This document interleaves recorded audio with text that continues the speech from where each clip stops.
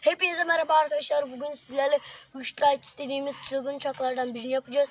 O yüzden bu videoda 5 like verirseniz, atarsanız yani size bunların daha güzellerini atacağız. O yüzden şimdi yapılışına geçiyoruz. Şimdi öncelikle ortadan ikiye bölüyoruz. Arkadaşlar bu uçak küçük olmalı. Çünkü büyük olursa bunlar kötü oluyor ve daha az havada süzülemiyor. Direkt aşağıya iniyor. Hem bu bir kağıttan, A4 kağıdından 2 tane çıkar arkadaşlar. O yüzden hem tasarruf ediyor. Normalde de batıyorlar. Başlattım yeni başlattım. Şimdi burayı böleceğiz ortadan. Makas kullanmadan bölebiliriz. Şimdi şunu şuraya bir koyuyoruz. Şimdi öncelikle bunun için her uçakta yapıldığı gibi öncelikle burayı bir katlıyoruz. Arkadaşlar çok iyi, çok acayip iyi yapmanıza gerek yok. Çok özenirseniz çok kötü olabilir. O yüzden çok özenmeyeceksiniz. 5 dakikada yapacaksınız arkadaşlar. Yahut 10 dakikada.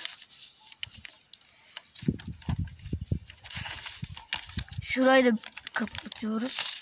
Sonra şimdi burayı şöyle kapatıyoruz. Ve burada biraz parmaklık yer kalacak. Şu kadarlık yeter arkadaşlar. Şöyle bakın, şuraları düzeltmeye çalışalım. İkincisinde biraz şurası bozuk gibi oluyor. Orada şöyle elimizle düzelteceğiz. Sonra katlayacağız. Aynı yere getiriyoruz. Şurası böyle olsun. Tabii ki de bundan bir şey olmaz. Sonra burayı, şu ortada kalan yeri şöyle öne doğru katlıyoruz. Sonra uçağımızı alıyoruz ve şöylelikle kapatıyoruz.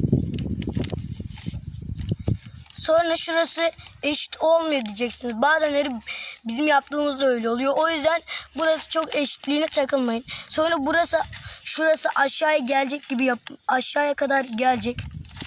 Diğerini de aynı şekilde yapın. Sonra katlayın ve uçağımız bitmiştir. Evet arkadaşlar, uçağı yaptığımızda iyi uçmuyor diyeceksiniz. Kağıt boşa gitti diyeceksiniz. Ama ben iyi gitmediğinde evet, burayı katladığınızda, burası böyle olduğunda biraz daha iyi uçar. Size iyi seyirler.